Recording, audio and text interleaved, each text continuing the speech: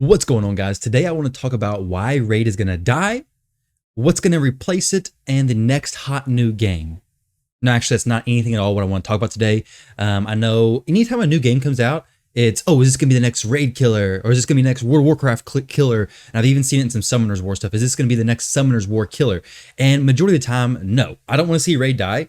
I enjoy playing Raid. Raid's a fun game. I do want to compare it, though, to a game that I've been playing recently. I did a video on a few days ago called Awaken Chaos Era, and I had a few people actually ask for me to make more content on the game, which I did make a second channel, so you guys don't see all of the Awaken content on this main channel. But if you go Tyrauku Awaken Chaos Era, you maybe will find it. Probably not. It'll probably get hidden, but I will link it down below in the comment as well as the description if you guys want to check it out. Now, the video today, what I'm going to be doing is I want to compare some things that Awaken does that, keep in mind, I've played Awaken for not very long. Okay, so I played Raid for like 2 years. I played Awaken sporadically over the course of a little bit over a year now during the closed beta test. So, of course, once you play something for 2 years, you can see the shortcomings, you can see the downfalls of it and where the issues are at, right? So Raid, some top common things are like the duplicate system, how long it takes in the game, and all that stuff. When you first start off playing the game, nobody cares about a duplicate system, right? Like for the first several months I played, and even players who are maybe even free to play, a lot of players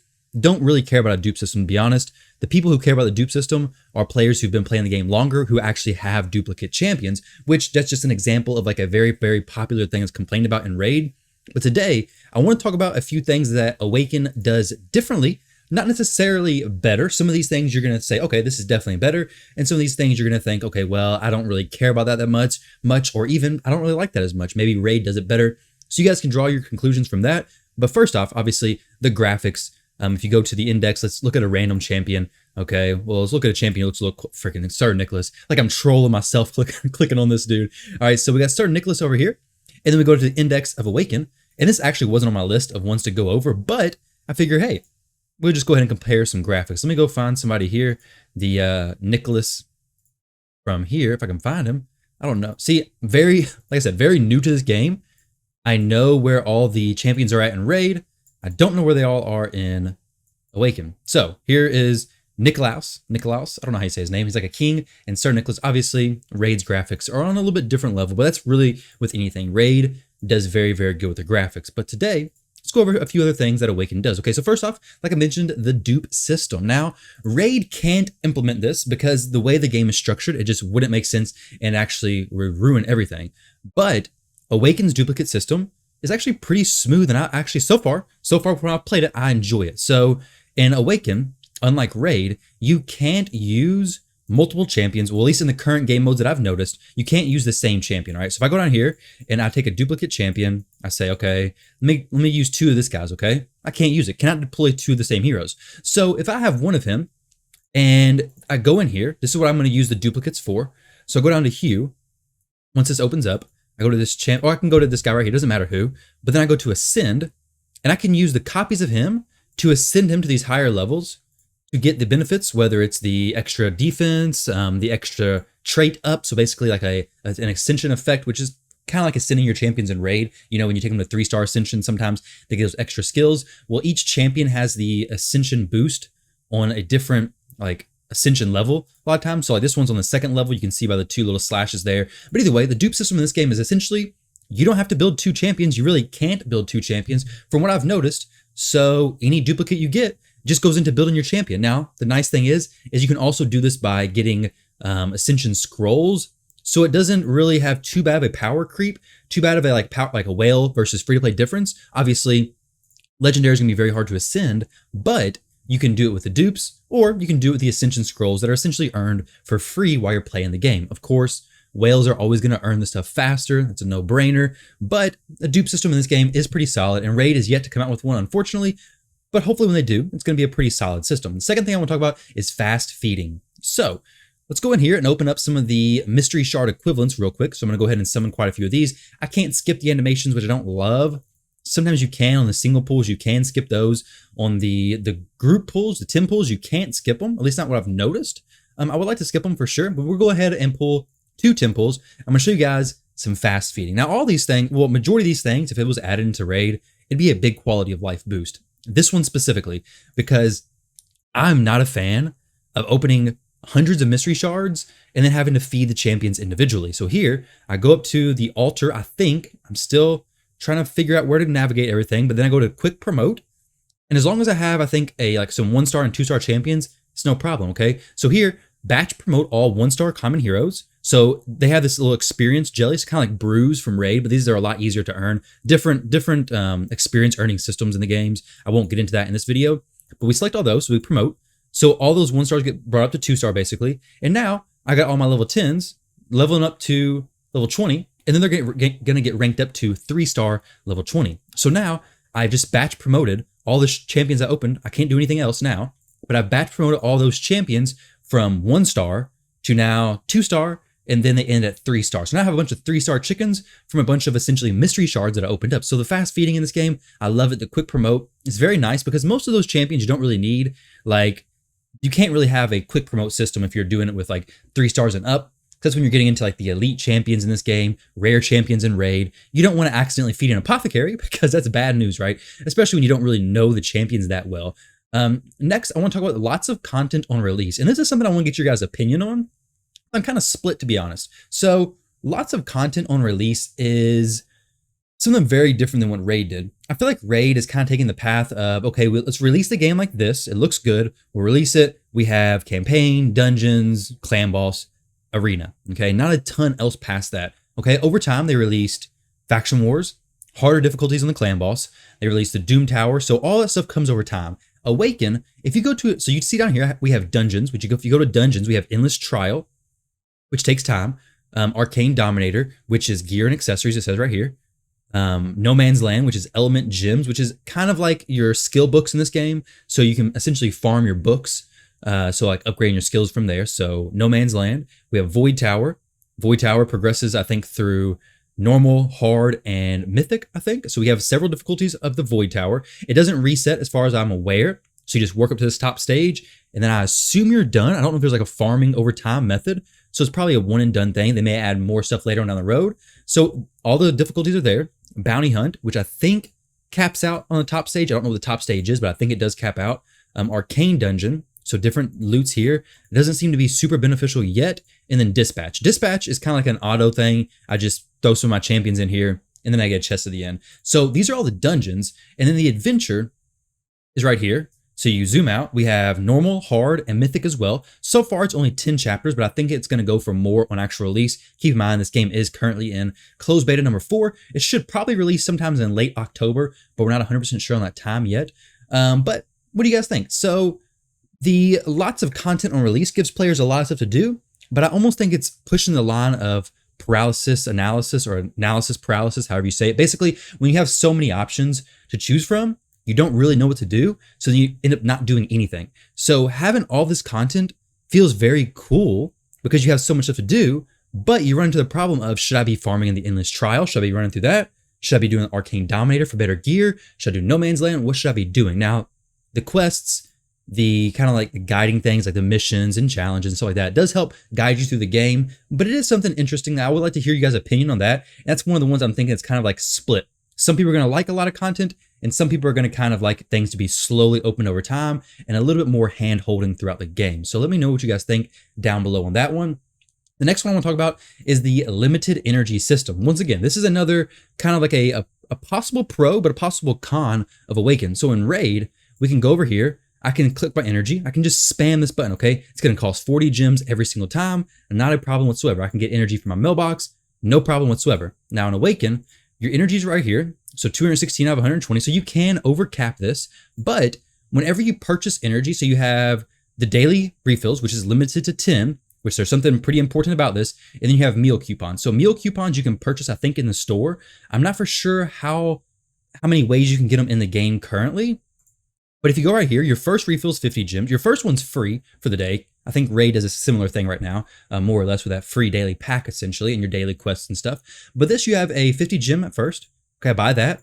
Now it's 100 gems.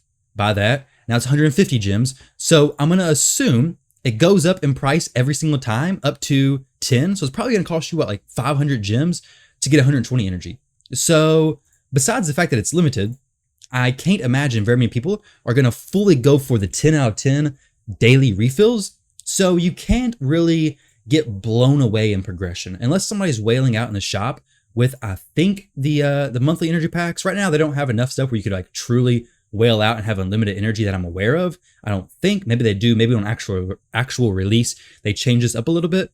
But right now, the energy seems to be very limited. So you're not as incentivized to fill your energy up overnight and just farm hardcore overnight like Raid. I'll go to bed with an auto clicker. I'll leave it farming overnight, and I wake up, I'll have less gems, but I'll have a lot of gear and a lot of energy spent, which that's going to get into another thing with the farming. And this is something I do like in Awaken, but this is a big popular thing in Raid. So I don't really know how to feel about it exactly, but in Awaken, when you go to a dungeon, this is going to be talking about gear and accessories and like the farming, okay? I'm going to go down here to stage 6 just so I can do it a little bit quicker. But I enter the dungeon, and at the end of the dungeon, pay attention to how many pieces of gear I get, okay? So Raid, if you do a dungeon, we'll just pretend that I'm gonna go here to the dungeon. I'm gonna let it run. Actually, no, let's watch that. You guys haven't seen Awaken gameplay very much, so we'll see how this works out. I got all the animations being skipped right now. They do have some pretty cool animations, but they take a little while to go through. So I'm just gonna have all those skipped right now. And let me go ahead and delete the multiple gear drops. Oh, I already told you guys what's about to happen for my notepad, because I don't want to double say that little tip thing. So once we do this boss, we're going to have not one piece, but I believe like 3 pieces drop from this dungeon. Now, on the top stages, it may be more, it may be less, but the gearing system is very similar to Raid as far as like you have your different rarities. You want to go for legendary gear. It's not the easiest to get legendary gear, and it's not the easiest to get legendary gear that has the stats you want on it as well. So it is going to be a lot of farming, but you can obviously see the drastic difference in farming when you're doing one run and you're getting 3, I think 3 all the time, maybe more. We'll check to see. But 3 pieces of gear versus Raid, you spend the energy, you get 1 piece of gear. So obviously one incentivizes longer farming sessions, while other, which is Awaken, incentivizes more so farming for sure, but you don't have to spend as much time, which I guess with a limited energy system, it kind of makes sense, because Raid, you can buy a ton of energy, and Awaken, I don't think it's as good to buy a bunch of energy, to be honest. So we'll click this to go past that. This chest opens up. Right here, I got 3 pieces of gear. So I got a weapon, got a necklace, and I got another weapon, okay? They all come from, so they have the set bonuses, same thing as Raid, but I got 3 pieces in this one run, a 4-star, 4-star, and a 3-star. So obviously, the gear farming is a lot easier so far, it seems. The downside though, well, not really a downside. I'm gonna talk about the leveling up of the gear just real quick. This wasn't even one of the things I was gonna talk about, but in Raid, it costs silver to upgrade your gear, and in Awaken, and it's like a random number. In Awaken, it doesn't cost silver to upgrade your gear. You go in here and you have to use like gear enchantment stones, which they need more ways to get these. You use your weapons. They give you experience. Like if you have any pieces in here you want to use, you can use all these. Gives you like 250 experience right now, and you can use these little stones that'll upgrade you as well. You know exactly how much you're gonna get. You don't know what substat it's gonna go to, but you do know, hey, it's going to take me this much to actually upgrade the weapon. It's not a random number. However, there's not enough ways to do that in the game right now, and it's kind of hard to upgrade your gear. So that's just something interesting. Very similar thing as far as like actually upgrading your gear goes. So the gear farming, it's going to be different. I haven't reached far enough in the game yet to really see how that feels, but so far, getting those multiple gear drops feels so good. Now, this is something else that's really awesome, okay? The friends list. Now, a lot of times, honestly, this game's chat is not very good. Raid and this game share very, very big similarities in their chat, their in-game chat, being basically unusable. Like nobody's chatting in the guild chat, nobody's chatting in the world chat, because you can't see anything, right?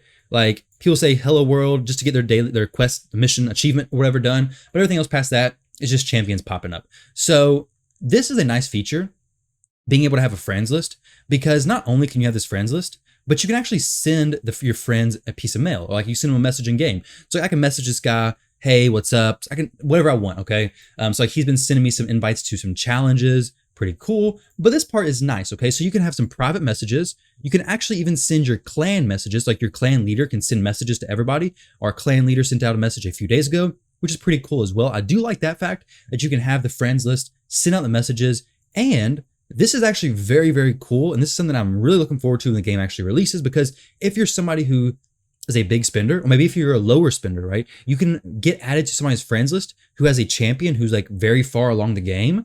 And you can see down here, these are people from my friends list, okay? And they all have these champions that I can just slot into my team. So I want her. I can only add one support champion, but she's my support hero, or I can take her. It doesn't matter who. If somebody you're playing with, like one of your friends, has like a fully maxed out, say Zachary, fully geared up and everything, you can just take them along with you, have them carry you through some of the campaign. I believe you can only use each one of them maybe 3 times a day, because I did use this guy twice and this guy once. So you are limited on how many times you can use each friend's champion. But if you have a few friends who are big spenders, quickly level their champions, this is going to help you get through those parts of the campaign where you're stuck at. Or maybe you want to level a Zachary, like a damage dealer, DPS type champion, but you want a support champion to bring alongside you to support you throughout your runs and stuff. So we talked about the friends list. The mercy counter is something I want to talk about as well. So we used to have a third-party application you could use in Raid to track your mercy. We don't have that no more, unfortunately. So Raid's mercy system, I think you're guaranteed a legendary at 220 ancient shards summoned. In this game, you're guaranteed a legendary every 100 shards summoned, which, to be honest, this is kind of funny. So coming from Raid, I look at these rates, I'm like, okay, so from essentially an ancient shard is what this advanced summon is, essentially an ancient shard. I have a 1% chance to summon a legendary. A lot of people are saying, oh, this is so low. This is a bad rate. Well, coming from Raid, this is the equivalent of an ancient shard during a 2x event. So this is actually a pretty good rate, to be honest, which is kind of funny seeing the difference of people who come from different games.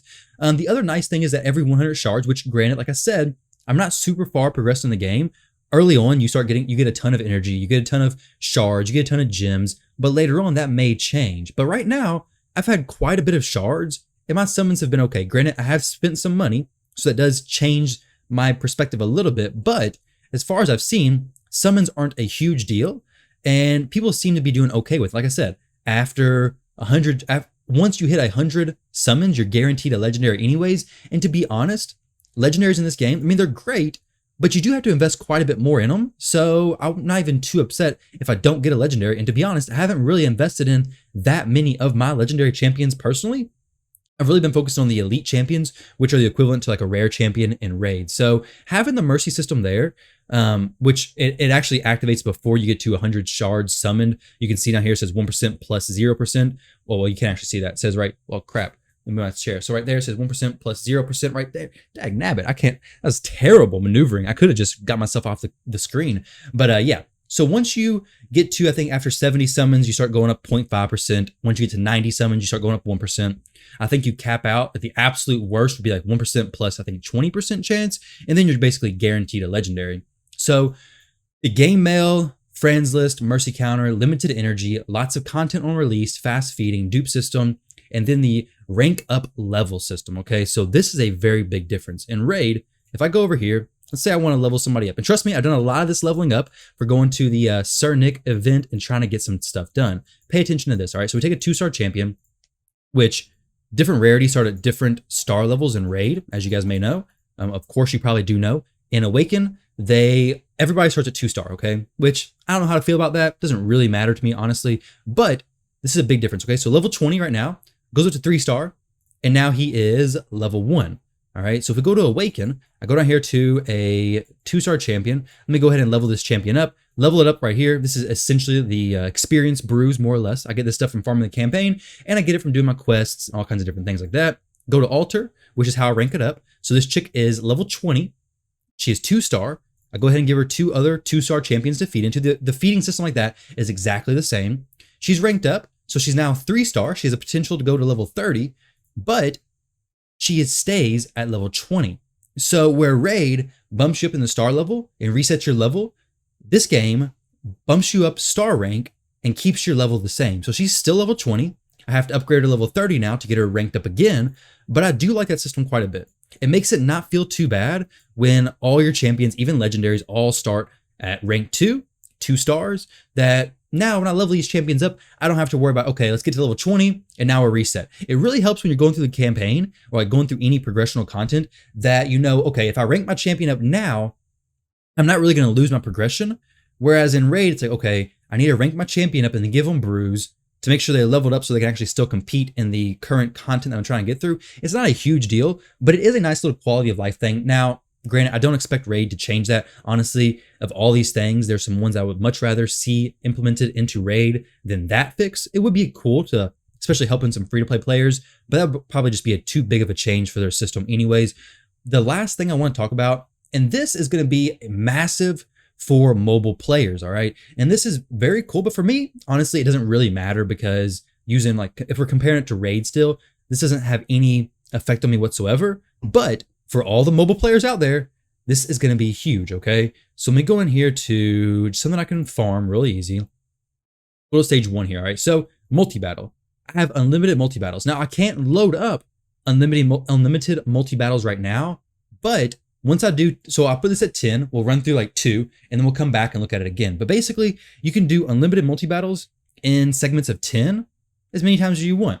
So granted, you do have to keep checking back and loading up the 10. I do hope they bump that number up to like maybe 50, but you're getting back to the limited energy thing where you don't have unlimited energy to spend. Like your energy is kind of capped based on the gems and the meal coupons and all that kind of stuff. So you just gonna be spending your energy when you get it, which I'm curious to see how they have that system later on when the game's actually released.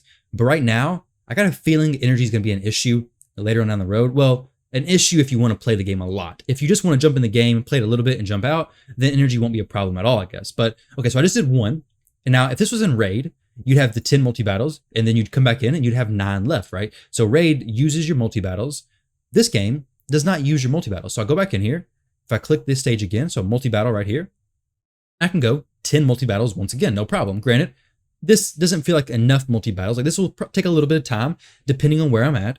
But ultimately, I can just keep reloading it, walk away, go do something else, come back. Or if you're on your mobile, you can just load the multi-battles, put it down, walk away, go do something, and then come back. And your multi-battles should be all done. And I do like unlimited multi-battles. Now, like I said, the auto-clicker stuff for Raid doesn't really make the multi-battles any different for me because I just leave my auto-clicker on overnight, use RSL helper, all that kind of good stuff, and then boom. It's very, very easy on Raid now. Since they have a PC client, playing on PC, the Awaken currently only has Bluestack client, so you don't have all those extra functionalities that Raid has yet, but Awaken, I am looking forward to it. I think it's going to be a good game.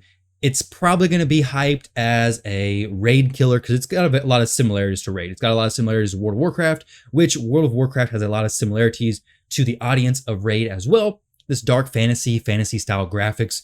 But to be honest, I don't think Awaken's going to be a Raid killer by no means. It's not going to really kill any games. It's probably going to get some players moving over from some games, but definitely, I do not believe whatsoever that it's going to kill any of these games because these games are still fun, right? Raid's got some things they can fix. Awaken's, I'm sure, going to have some things they can fix as it gets closer to release. We'll see more and more of like where the holes are at, but like it's been a few closed betas. It's not even an official release. So we'll see once we start getting like a few months into the game where the sticking points, where the issues arise at, because a few days of playing in the 4th closed beta, you're only going to see so much, right? So let me know what you guys think. Let me know if you guys are jumping into Awaken, if you guys are going to play it on the actual release. Everything right now is going to be reset back to the beginning. So once the game actually comes out, nobody's going to be ahead of you. Everybody's going to start the same place on day 1.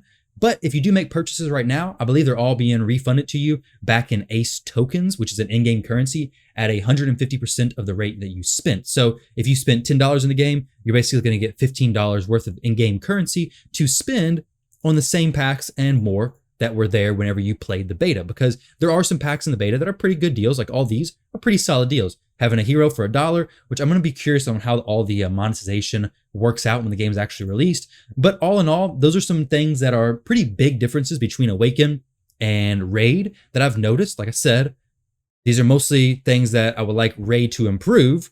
But hey, we'll see. Maybe Raid does make some changes too, that kind of stuff. I think a lot of these would make Raid a lot more fun game, to be honest. Biggest thing is a time saver. Raid does need some time saving mechanics without a doubt. But hey, we're almost 25 minutes into the video, so let me stop rambling on. Thank you all very much for watching this video. Like I said, if you want to follow my other channel, Tyrauku, Awaken, Chaos Era, definitely click the link down below. Go give it a subscribe. I'll have some more videos coming out later on today about that game. Thank you all very much for watching, and I'll catch you in the next video.